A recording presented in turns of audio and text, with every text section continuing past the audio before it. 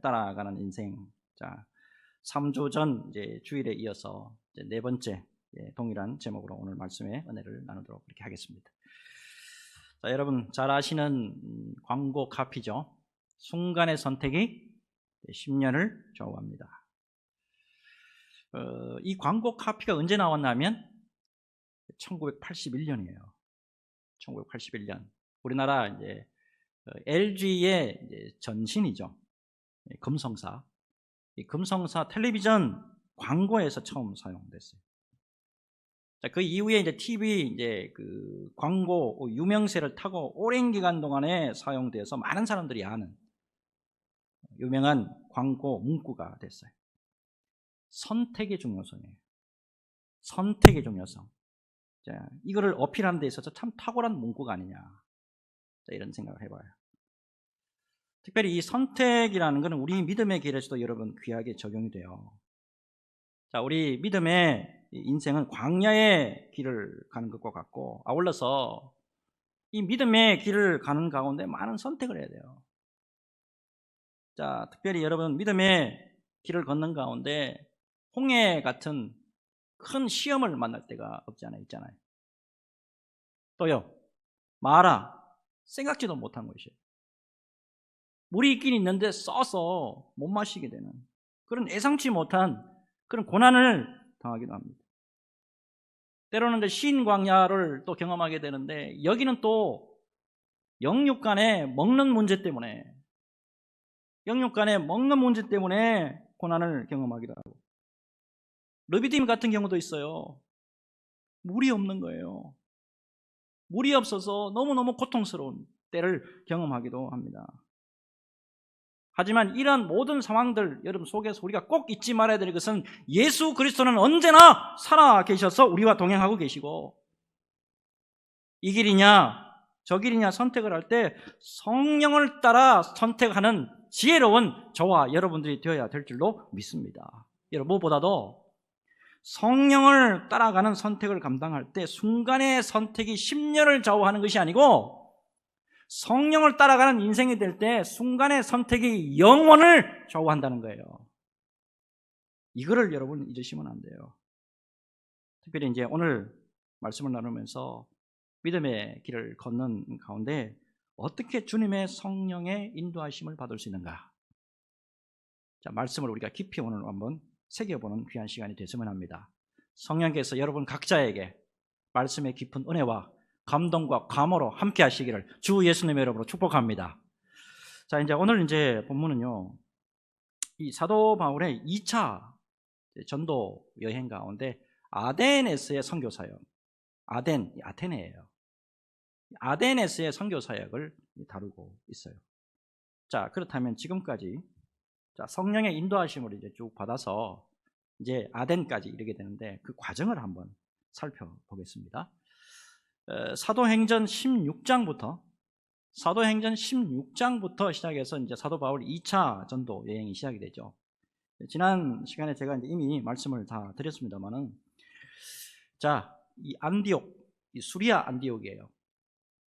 1차든지 2차든지 3차 전도 여행이든지 언제나 출발하는 것은 이 수리아 안디옥이에요. 자, 여기가 최초의 사도 바울의 선교 파송교회예요. 요거 아시면 되고, 자, 그 다음에 이제 어디로 가게 되냐면 요렇게 가서, 여기 이제 여기가 수리아라 그랬죠. 시리아. 그럼 요렇게 가서 요렇게 이제 이러게 되는데, 더베와 루스드라. 여기는 소아시아 터키예요. 자, 여기서 이제 소아시아 터키에 이제 도착해서 여기서 이제 복음을 전하려고 선교 사역을 감당하려고 했단 말이에요. 그런데 예수의 영, 성령이 허락하지를 않아요. 자, 그래서 이제 옮기는 곳이 어느 쪽으로 옮기냐면 이렇게 가서 드로아에 가요. 드로아에 이제 딱 갔더니만 환상이 보이는 거예요. 마게도니아 사람이 우리 여기 바다 건너와서 우리를 도와달라고 환상을 보죠. 자, 그래서 이제 배를 타고 어디로 가느냐 하면, 자, 이렇게 건너서 여기 빌립보. 자, 이 마게도니아 지방이에요. 오늘날의 그리스. 여기 빌립보에 도착해서 유럽 최초의 교회를 세우게 됩니다. 자, 성령의 인도하심을 따라서 처음에는 좀 순적하다 싶었어요. 사람들도 만나게 되고 순적하게 뭔가 교회도 세워지고 잘 되는 것 같았는데 고난이 있었죠. 귀신 들린 한 여종을 고쳐줬는데 이게 빌미가 돼가지고 감옥에 들어가서 착고에 채이고 얼마나 많이 맞았는지 고난이 있었단 말이에요. 그런데 그 고난 가운데 하나님께서 그 간수가 주님에게로 돌아오는 역사가 있도록 해주셔가지고 간수뿐만 아니고 온 가족이 예수를 믿는, 그래서 빌립보 교회가 왕성하게 세워지는 그런 은혜를 맛보게 됩니다. 자, 그런데 이 빌립보 교회에서 또 왕성하게 사역을 감당하니까 유대인들이 또 가만히 안 있어요. 사탄이 가만히 있단 말이에요. 자, 그래서 그 다음에 이제 보면 암비볼리, 그 다음에 아볼로니아, 요거를 거쳐가지고 그 다음에 도착하는 것이 데살로니가와 베레아예요. 데살로니가 베레아, 계속 말씀을 우리가 봤습니다만 계속 고난이 있어요. 유대인들이 가만 안 놔두고 사탄이 가만 안 놔둬요. 굉장히 힘들게 사역을 감당하는데 그럼에도 불구하고 구원의 열매가 없느냐? 구원의 열매가 있었잖아요. 자, 이 데살로니가 베레아 지역에서 또 사역을 또 잘 감당하고 있었는데 또 유대인들이 또 가만 안 놔둬요. 그래서 도저히 안 돼서 다시 이제 또 어디로 가냐면 이 베레아에서 쭉 내려옵니다. 여기 아테네. 여기서 이 그 베레아에서 아테네까지가 얼마냐? 320km랍니다. 자, 지금까지만 봐도 어때요? 이 안디옥에서 출발해가지고 사도 바울이 얼마나 고생 많은지. 자, 이제 아테네까지 이제 이르게 되는데, 참고적으로 여러분, 이 사도 바울의 2차 전도 여행, 요 지역을 헬라 지역이라고 그러거든요. 요 헬라 지역이 오늘날의 그리스라고 이렇게 보시면 되고, 특별히 두 가지 지방이 있다는 거 여러분 꼭 기억하셔야 돼요. 자, 첫째가 뭐냐면 마게도니아 지방이에요. 마게도니아 지방, 여기 대표적인 교회가 앞에서 살펴봤죠. 빌립보, 데살로니가, 그 다음에 베레아. 빌립보, 데살로니가, 베레아, 이게 마게도니아 지방에 있는 대표적인 교회예요. 그 다음에 지방 하나가 더 있는데 아가야 지방이에요. 이 아가야 지방은 그러면은 어디에 속하느냐 하면 여기 고린도, 요 고린도, 이게 대표적인 교회예요. 아가야 지방. 그리고 하나 더, 아덴이 바로 아가야 지방에 있는 곳이에요. 그리고 특별히 헬라의 수도가 아테네입니다. 자, 여기까지 일단 배경을 하시고 이제 본문으로 딱 들어가는데 아테네에 딱 도착해 보니까 이래요. 16절에 바울이 아테네에서 그들을 기다리다가 그 성에 우상이 가득한 것을 보고 마음에 격분하여. 아테네에 가보니까 우상이 막 득실득실 하더라는 거예요. 자, 특별히 이 아테네 대표적인 건물이 있죠. 이 파르테논 신전. 이 파르테논 신전이 뭐 하는 것이냐면 우상 숭배의 극치를 달렸고 음란이 극치에 달렸던 것이 바로 여기예요. 우상 숭배와 음란, 이게 파르테논 신전이에요. 자, 그리고 18절에 보니까 에피쿠로스와 스토아 철학자들이 바울과 쟁론했다 이 말씀이 나오죠. 그러니까 이 아테네라는 도시가 어떤 곳이에요? 우상이 득실득실하고 또요 철학, 학문, 지식, 이게 막 만연한 곳이에요. 우리가 잘 아는 소크라테스, 플라톤, 아리스토텔레스의 고향이 어디냐? 여기에요, 여기. 결국에 무슨 말씀이냐면 데살로니가나 베레아 지역보다 여기가 선교하기가, 복음 전가하기가, 여기서 교회 사역하기가 더 힘든 곳이에요. 믿음 생활하기가 더 힘든 곳이라는 거예요. 자, 근데 사도 바울이 이런 지역에서 어떻게 선교 사역을 했느냐는 거예요.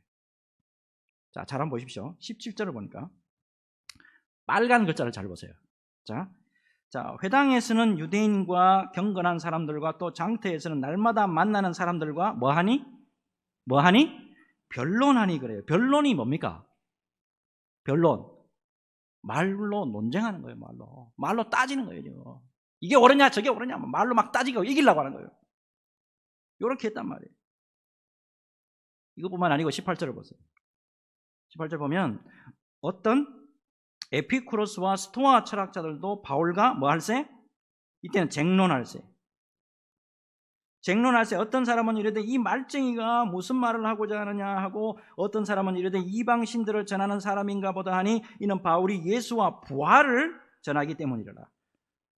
이 사도 바울이 우상 섬기고 철학을 내세우는 아덴 사람들 앞에서 예수님과 부활을 증거하는 것까지는 좋아요. 이거 복음이잖아요. 예수님과 부활을 증거하는 것까지는 괜찮았는데 문제는 뭐냐면 변론과 쟁론했다는 거예요. 변론과 쟁론. 오랫동안에 우상 섬기던 것이고, 여러분 이 철학은 뭐냐면 인간의 이성요, 인간의 이성을 최고로 여기는 학문이에요. 학문.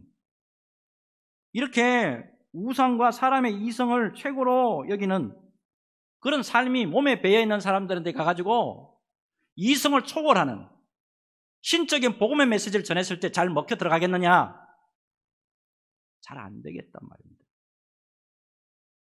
자, 하지만 사도 바울의 입장에서는 그게 이제 최선인 줄 알았어요.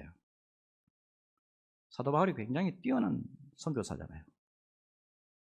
사도 바울이 굉장히 뛰어난 하나님의 주의 종이고 성령의 인도하심을 받는 사람이에요. 자, 그럼에도 불구하고 이게 최선인 줄 알고 변론과 쟁론을 했단 말입니다. 자, 이제 이 결과가 나오는데 여러분 18절을 다시 보시면 빨간 글씨로 제가 다시 해놨어요. 뭐라고 그랬냐면 말쟁이가, 이 말쟁이가, 이 헬라어 원어를 보면 이게 스페로모 로고스라고 해서 이걸 직역하면 무슨 뜻이냐면 곡식을 쪼아먹는 참새, 곡식 쪼아먹는 참새래요. 예수님을 증거하는 거룩한 하나님의 종이 아니고 말로 쪼아대는 참새, 이렇게 취급받았단 말이에요. 변론과 쟁론하면 이래요. 자, 그래서 많은 학자들이 이 아데네스의 사도 바울의 사역을 실패했다라고 보기도 해요.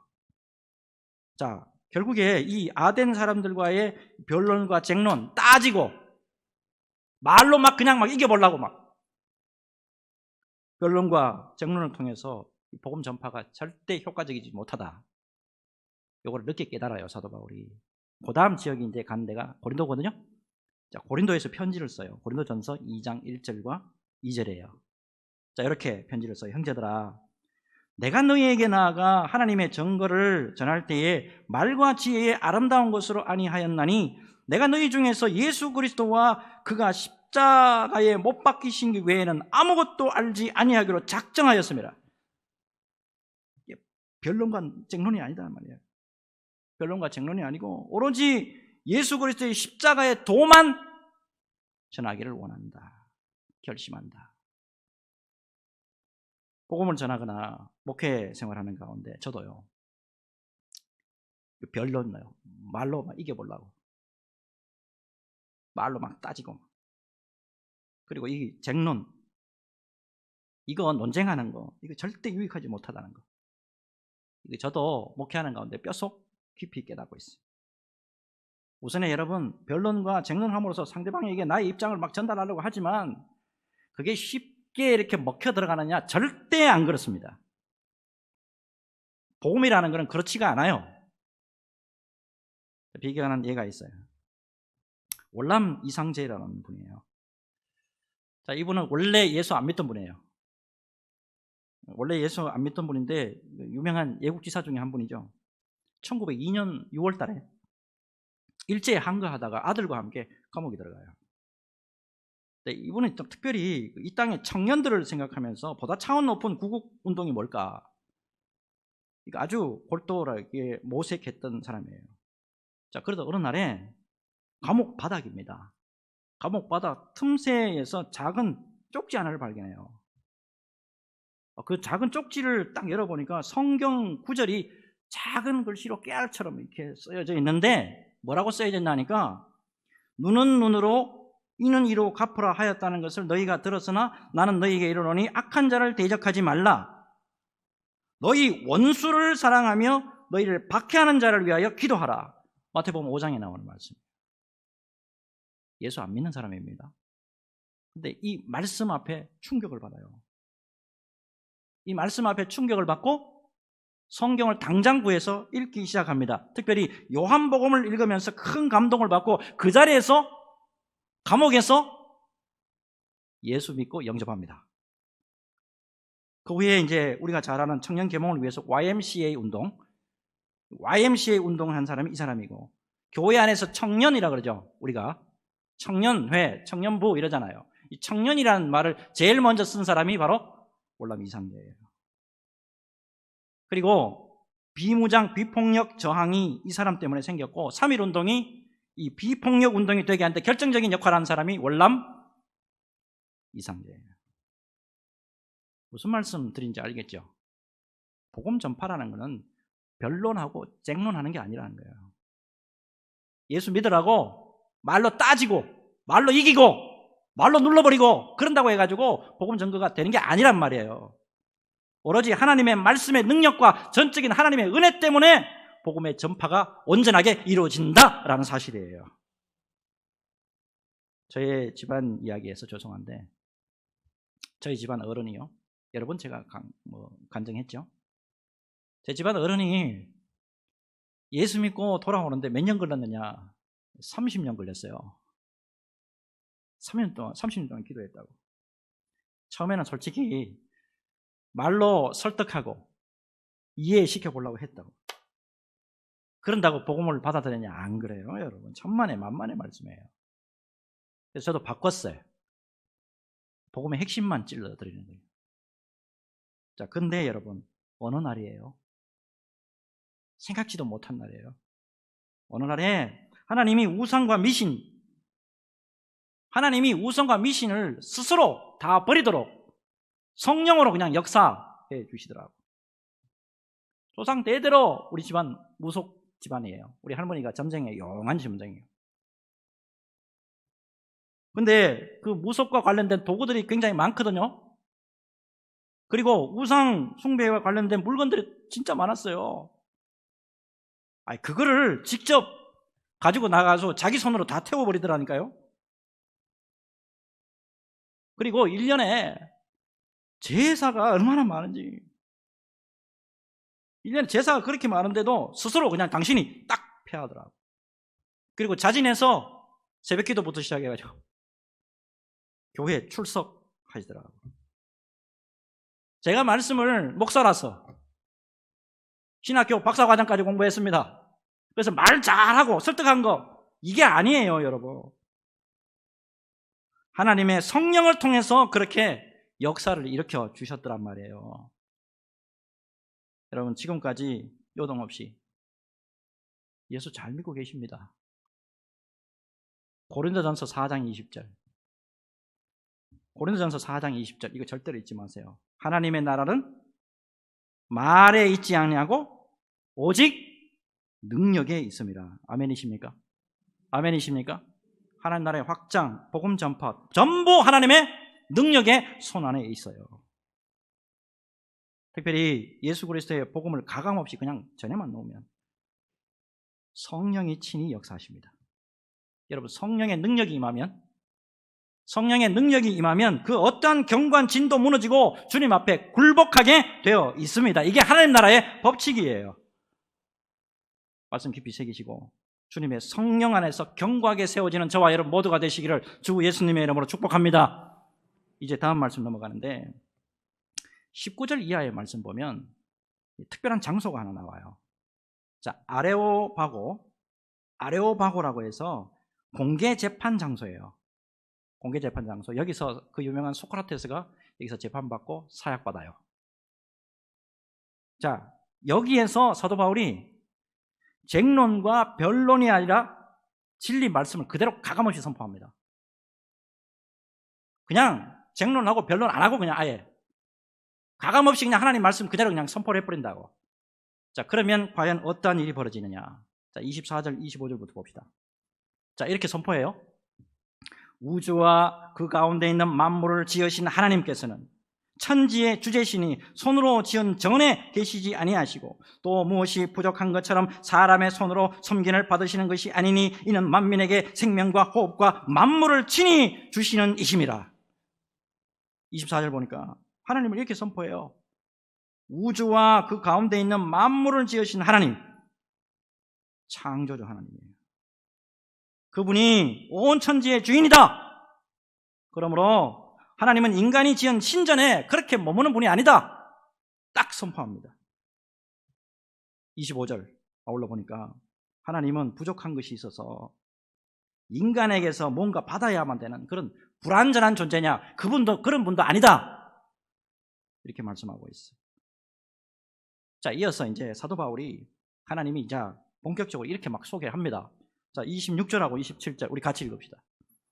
26절, 27절 같이 읽습니다. 시작. 인류의 모든 족속을 한 혈통으로 만드사 온 땅에 살게 하시고 그들의 연대를 정하시며 거주의 경계를 한정하셨으니 이는 사람으로 혹 하나님을 더듬어 찾아 발견하게 하려 하심이로되 그는 우리 각 사람에게서 멀리 계시지 아니하도다. 아멘. 천지를 창조하신 분이 뿐만 아니고 인간, 우리도 창조하신 분이라는 거예요.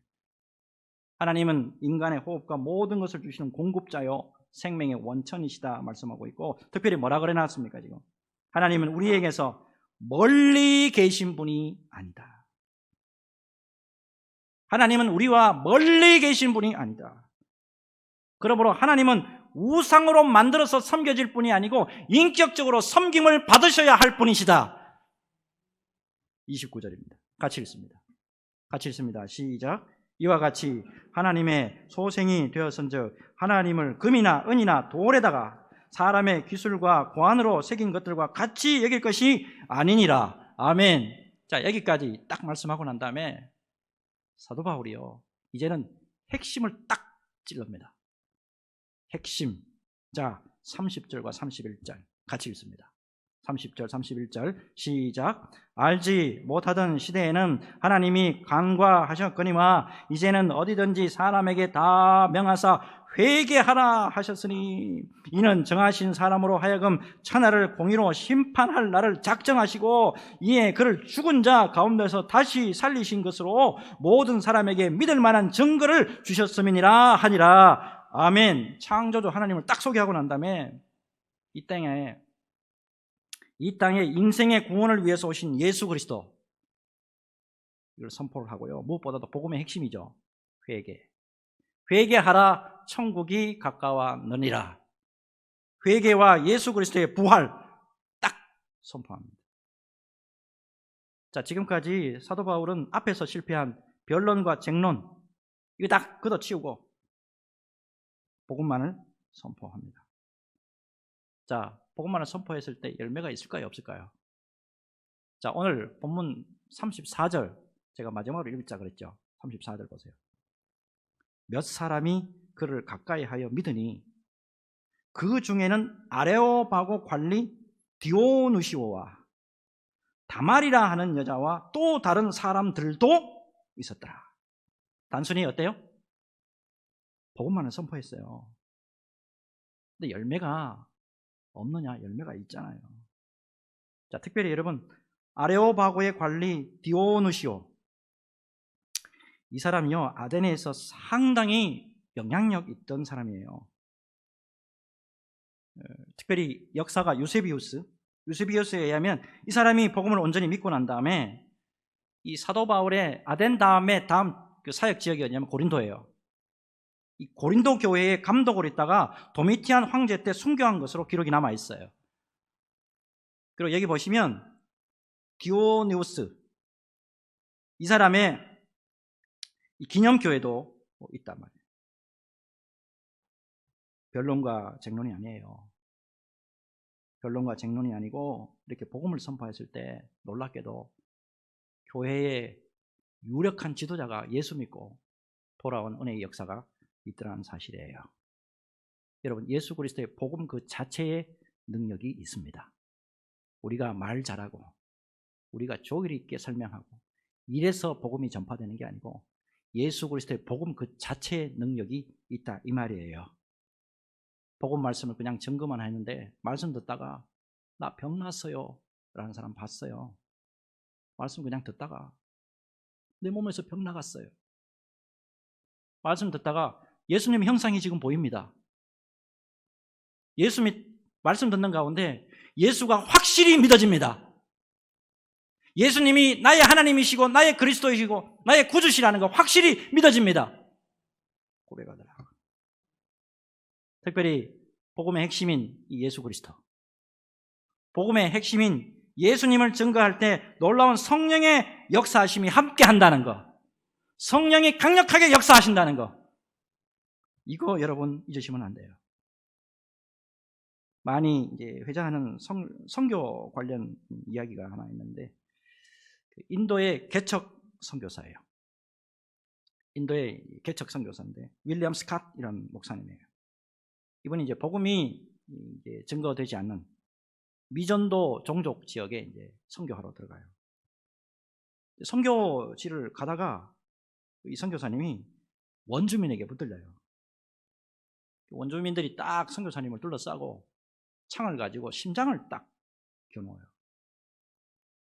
아, 이제 꼼짝없이 죽었구나. 복음 말씀 한마디도 전하지 못했는데 아쉽다. 이런 생각을 하면서 눈을 지그시 감아요. 그리고 잠시 기도합니다. 하나님 어떻게 할까요? 이때 성령께서 감동을 주십니다. 너의 바이올린. 이 사람이 바이올린 다 가지고 다녔거든요. 성령이 감동 주신 대로 바이올린을 끄집어냅니다. 그리고 놀랍게도 원주민들의 언어를 좀 배웠는데 원주민의 그 언어를 그대로 해서 찬양을 부르기 시작합니다. 주 예수 이름 높이여 다 찬양하여라. 금물 유관을 들여서 만왕의 주 찬양. 1절, 2절, 3절 바이올린으로 찬양합니다. 끝나고 난 다음에 눈을 질끈 감아요. 이제 죽을 준비하는 거예요. 3절 다 끝났는데 아무 일이 없는 거예요. 도대체 무슨 일이 났나 싶어 눈을 떠봤는데 선교사님을 겨누고 있던 그 사람들의 손에서 창이 땅바닥에 다 떨어져 있고 원주민들의 눈에는 눈물이 뚝뚝 떨어지면서 놀랍게도 원주민들이 이렇게 말합니다. 그 찬양 받으실 그 높으신 분이 누구인지 우리에게 알려주세요. 이 선교사님이요, 그들과 함께 집으로 들어가가지고 여러 해 동안 머물면서 수많은 사람들을 예수 그리스도께로 인도합니다. 찬양으로 단순히 주 예수 그리스도를 높여드렸다고. 그런데 성령이 역사하니까요. 성령이 역사하니까 식인종이에요. 원주민들 마음을 뒤집어놔요. 하나 더 말씀드릴게요. 자, 이름만 되면 충분히 여러분 아실 수 있는 목사님이에요. 1958년 오래됐죠? 1958년 신학교 갓 졸업한 어느 남자 전도사님이 서울 불광동이에요. 서울 불광동에 어느 남의 깨밭에 24인용 천막을 치고 교회를 개척해요. 처음 전도사님이 되나오니까 얼마나 순수하겠어요. 순수하게 동기를 가지고 교회를 개척했는데 문제는 사람이 한 사람도 안 오는 거예요. 그래서 기도하는 가운데 성령의 인도하심을 따라서 이게 전도해야 되겠다. 이 마음이 이제 들어서 개척한 교회에 가까운 마을로 가서 이제 어느 집에 문을 두드려요. 이북에서 이제 월남에서 오신 분인데 억센 이북 사투리를 쓰는 아주머니 한 분이 나와요. 그분을 보고 예수 믿으시고 천당 가시죠? 말을 먼저 전했어요. 이때 대뜸한다는 소리가 천국이 어디 있냐? 지금 지옥의 삶을 살고 있다고. 만약에 당신이 말하는 그 천국, 만약에 당신이 말하는 그 천국이 있고 하나님이 살아가신다면 내 남편 지금 알코올 중독 들어가지고 곧 죽을 지경인데 저거 한번 살려보라고. 도전했어요. 사실 그 이제 아주머니 집에 이제 그 사연을 들어보니까 남편이 10년이 넘도록 알코올 중독자고 자식이 9명이나 있는데요. 자식이 9이나 있는데 엉망으로 살고 엉망으로. 자, 첫날은 이렇게 해서 예수 믿으시라고 말만 전하고 물러납니다. 시간이 좀 흘러요. 그러다가 어느 날 첫 전도를 했던 그 아주머니가 급히 전가를 보내와요. 남편이 지금 술을 먹고 거의 지금 막 다 죽게 생겼으니까 와서 좀 어떻게 한번 해보라고. 아무래도 뭘 해도 안 된다고. 그래서 성경책을 가지고 급히 이제 그 집에 가서 이제 들어가 봅니다. 남편이요 술에 얼마나 찌들어 있고 거기다가 어느 오물통에 빠졌는지 온갖 오물하고 똥물하고 다 뒤집어 쓰고 그리 누워 있더래요. 이 전도사님 참 대단해요. 참 순수하게 예수 믿는다는 게 이게 중요해요, 여러분. 순수하게 예수 믿는다는, 그냥 예수님만 딱 바라보고 예수님의 이름으로 기도합니다. 예수님의 이름으로 명하노니 술로 힘들게 하는 악한 영은 그곳에서 나오라. 딱 명령을 하는데 그 남편이요, 그 기도를 딱 받으면서 못 나가